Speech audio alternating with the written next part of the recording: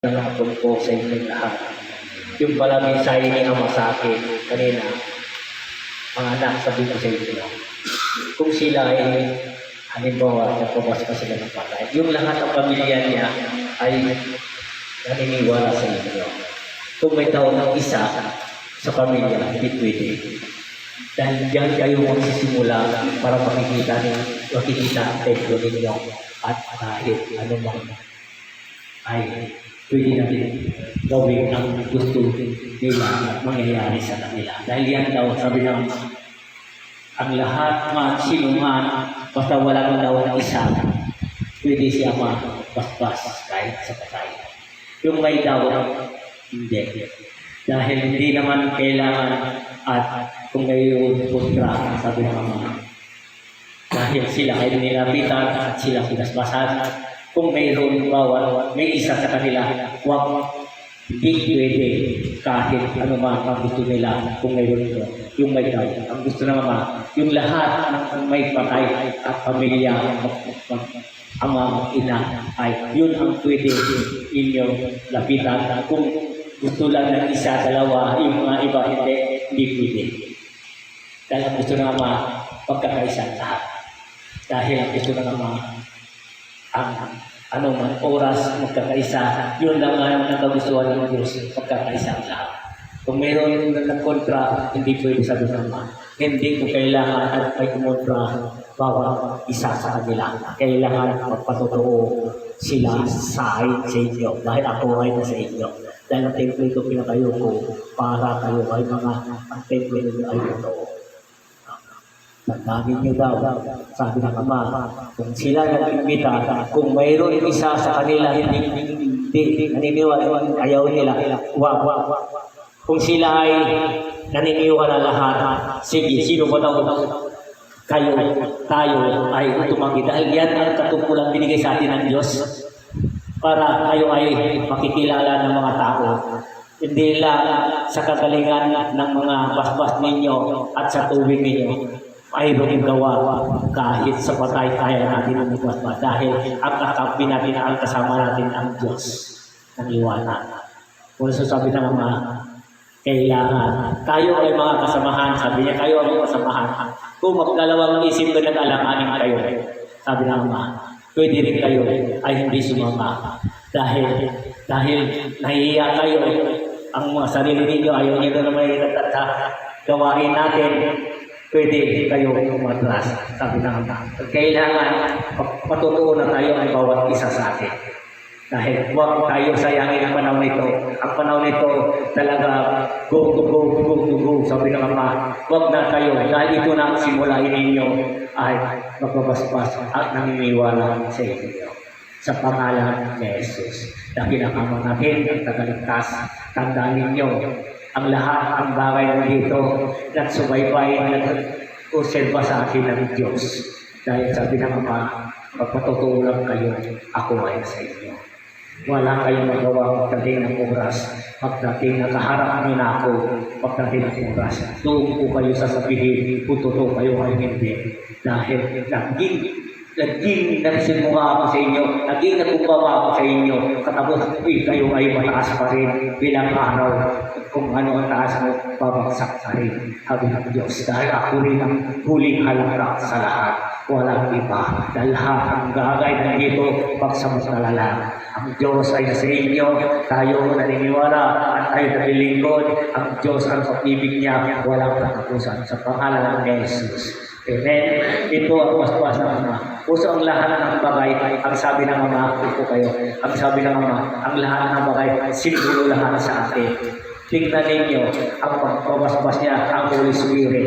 Dahil ang tayo ay binigay ng mga karapatan sa kanila ng mga tao. Ang Holy Spirit ang siya, ang magbuwawagi ang mamaya sa pangalan ni Jesus.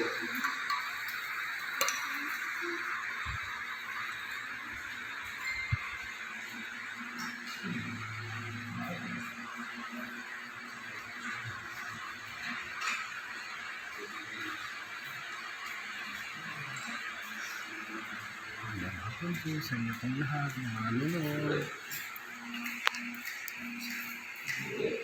Yan sabi ng mga kung sa inyong pamilya din, halimbawa, sabi ng mga pagdadat, ako ulit, sabi ng mga, kung kayo naman ang pamilya, kung mayroon daw ng isa sa inyo, hindi rin ako magbabasa sa iyo, sabi ng mga, kailangan magkakaisa kayo ng lahat. Yan ang gusto ni Jesus. Magandang hapon ulit sa inyo. Magandang hapon ulit sa inyong lahat. Magandang hapon. Yun, ang kasaysayan na binigay sa atin ng tungkulan ng Diyos. Tandaan niyo daw, yan ang simulain.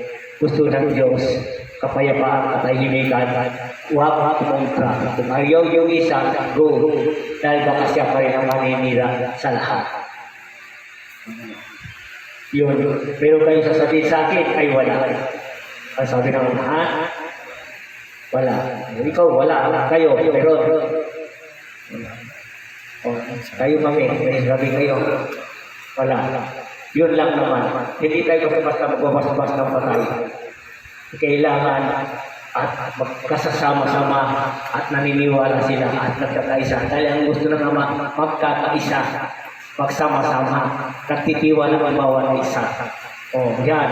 Kahit anuman sa atin, kung may pamilya tayo hindi naniniwala, kahit pamilya tayo, hindi pwede dahil may ikaw ang isa. Ha? Nakuha niyo?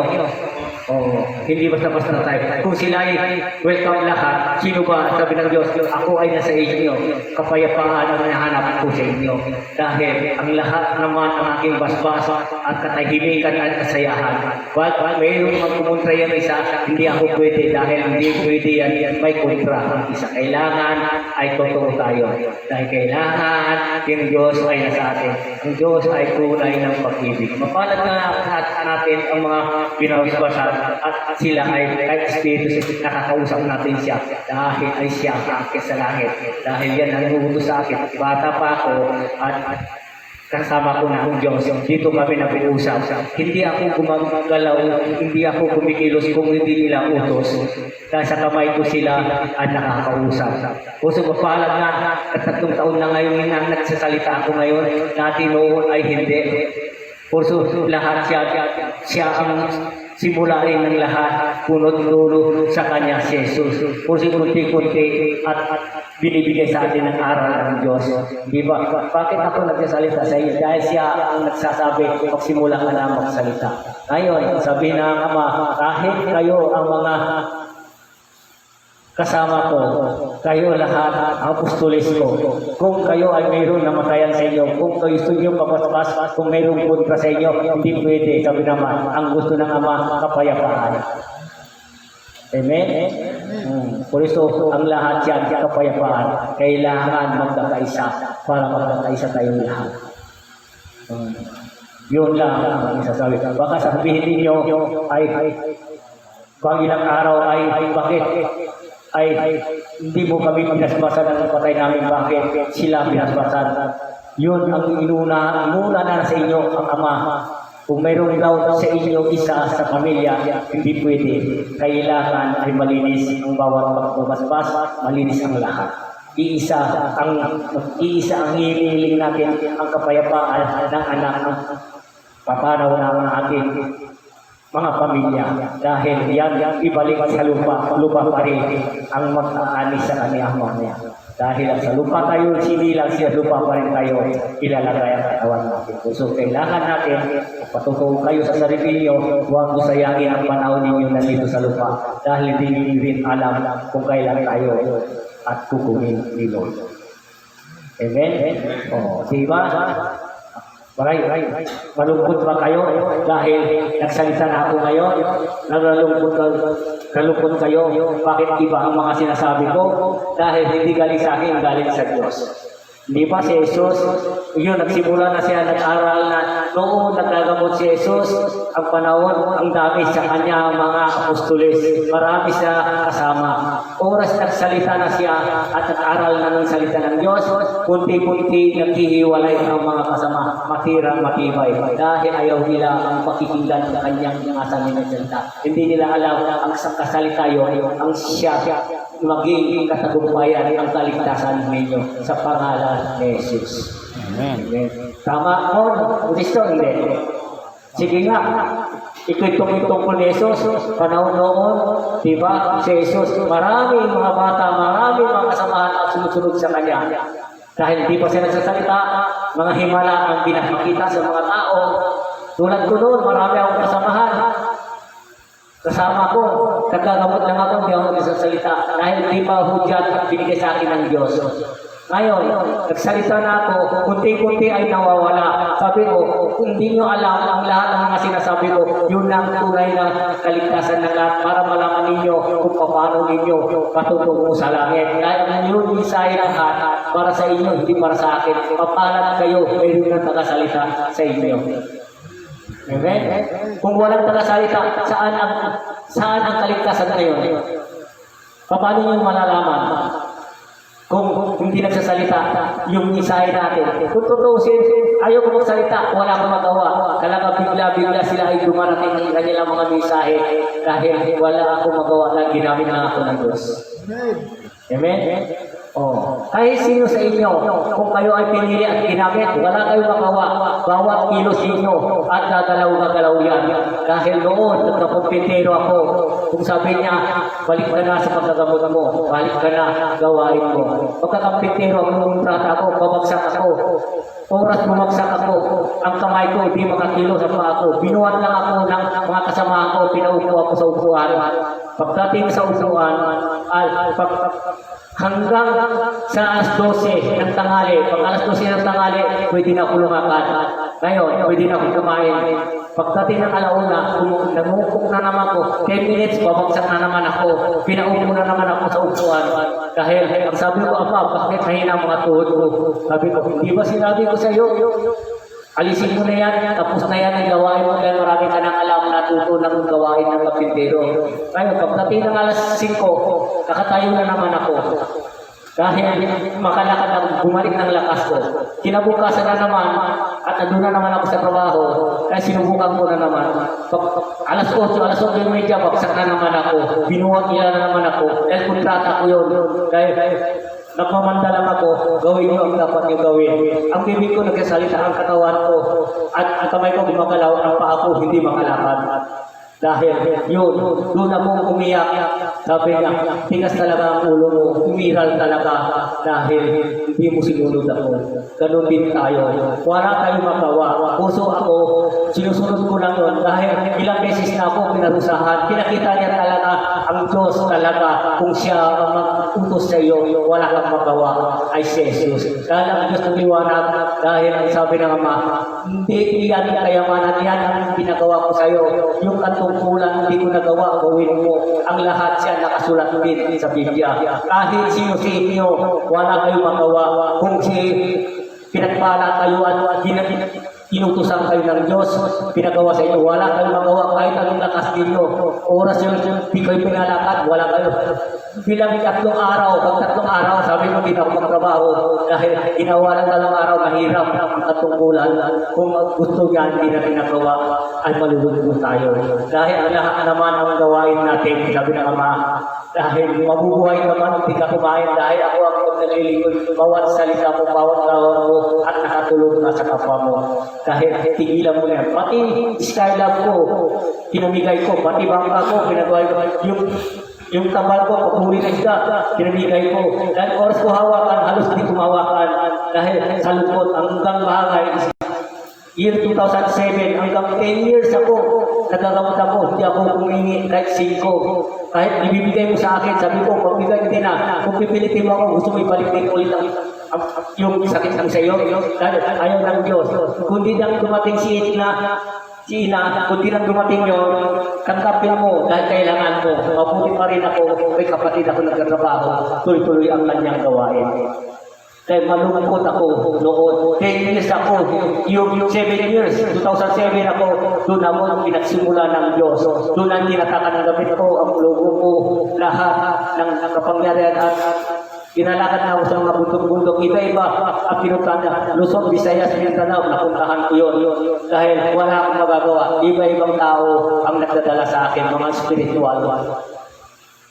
Puso, sabi ko sa inyo, ang lahat ng mga punot dulo ito nagsimula ako galing sa Diyos. Puso sabi ng Ama, ang lahat, wala tayo magawa kung gusto niya, kahit anong kayamanan, kahit anong milyonaryo ka dito, oras na kunin ka na, dahil wala kang magawa, yung pera mo, iba na gagamit sa lahat. Sabi ng Diyos, iniling ng Ama sa akin, kanina sinabi sa akin, sabihin mo sa kanila, talaga, kung lahat sila ay magpapaspas, tulad yung nagpaspas ako ng patay doon, sa kabila, lahat sila, tinanong ko sa kanila, pero ba hindi naniniwala kami lahat, at sabi na mag-go. Kung sabi niya, meron, stop. Hindi kailangan yan, dahil may premium na lang sa tugas. Dahil ang lahat sa akin, ang gusto ng Ama, magsimula ka, kung oras na at ikaw ay lumapit sa kanila, dapat magsaya sila at magdasal sila. Dahil ikaw hindi ka makalakad kung hindi utos ng Diyos. Puro si Diyos pa rin ang siyang nauuna sa akin.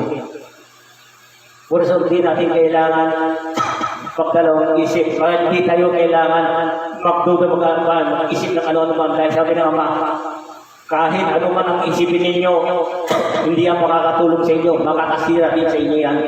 Dahil bakit hindi ka magpatotoo sa sarili ninyo? Bakit di nyo ipakita nyo totoo kayo? Kailangan at patunayan ninyo, kayo ay naglilingkod. Open kayo sa lahat. Yung lahat at tumanggap sa inyo, open din sila sa inyo. Yun ang gusto ng Diyos. Sa pangalan ni Jesus, yun ang gusto ng paliwanag sa inyo ng Diyos. Amen? Amen. Yun lang na ang aking sasabihin. Wala kang ibang sasabihin ay mga mensahe lang at binigay sa akin. Ngayon, meron na naman isa, pinasulubong sa akin na naman, sinabi sa akin, binulong sa akin, ang sabi niya, kung ano man ang oras at nandito ay pagkatapos ng dasalan dito, sabi ng Ama, tapos kung ano man mo dyan, lalakad, pwede naman sa inyo kung sasama man ang hindi, sabi ng Ama. Dahil kailangan ninyo ay totoo kayo. Dahil ito, iligtas lang natin yung espiritu ng bata, yung katawan ng bata ay sa lupa. Ang espiritu niya ay nasa langit na. Gusto rin ng Ama. Dahil kung di dahil sa Kanya, hindi ako pupunta. Bago ako lalapit sa mga ganyang klaseng patay, tinatanong ko sa Kanya. Dahil siya ang lahat at magdidesisyon niya, hindi ako. Dahil ako ay sunod-sunuran lang sa kanila. Ngayon, ang tanong, may masasabi ba kayo? Ang tanong ba, kung ano man ang bagay, gusto nyo ba sumama sa akin? Kung ano man utos sa akin ng Ama ko? Opo. So, dahil sabi ng Ama, gusto niyo sumama sa akin. Kung sabi ng Ama, sabi ng Ama, dito sa templo, nagkakaisa kayo. Kung alang-alang naman, nag-ibig ka sana sa akin, kayo, hindi ako nagpaalam sa inyo, di alos bastos ako. Bakit Ama? Kayo lang mag-isa, nandito kami sa tabi ninyo, nandito kami kasama ninyo. Bakit hindi niyo kami sinama? O ngayon, ang sabi ng Ama, sinasabi ko sa inyo, dahil sa inyo ang desisyon, gusto ko kayo kasama, sa inyo na yan, dahil yan ang utos din sa akin, ay may kapal ang si Jesus. Dahil papala ang tao sumusunod sa Kanya. Dahil ako, ilang beses na ako, isipin mo, hindi ako pinakain 40 days, 49. Piso na ako sa isang linggo, sa araw, dahil hawak ko lang lumato, dahil siya ang nagbigay ng sinusubukan ako, nakayanan ko lang lahat, dahil alam ko, hindi dahil sa Kanya, wala ako dito sa lupa. Puso mapalad ay nilingkod sa Diyos. Huwag kayong mag-alala, sabi ng Ama, ang lahat man at sumama, sabi niya, ay bilisin kayo lahat sa akin, sabi niya. Dahil ako ang sinama, sabi niya, hindi silipin ang kasama ninyo, dahil ako ang nag-utos, dahil ako nauna doon, hindi silipin, sumunod, pangalawa silipin at pangalawa kayo lahat. Sabi ng Diyos, ang tatlo kayo, lahat kayo, at ako ay sumusunod lang ako sa Diyos. Ngayon, sumunod kayo sa akin, ang Diyos din ang nagkagabay sa akin lahat. Amen? Amen. Diba? Maganda ba yan? Maganda po, Ma. Dahil ang lahat yan, mayroon kasi paliwanag, hindi basta-basta tayo ay punta ng punta, iwalang paliwanag. Yun lang naman sabi ng Ama. Dahil hindi isinin ang magbabaswas ako, ginamit ko lang isinin. Sa pangalan ni Jesus. Puso kapilang Ama na kita naligtas. Ama, maraming salamat kung ano man ang isa binigay sa akin.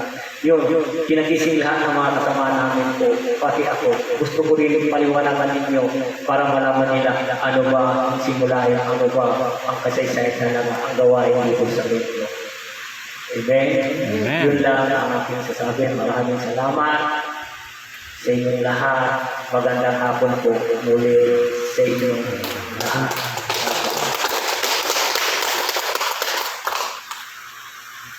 Maraming salamat po. Magandang hapon po sa inyong lahat, mga nanonood. Maraming salamat po.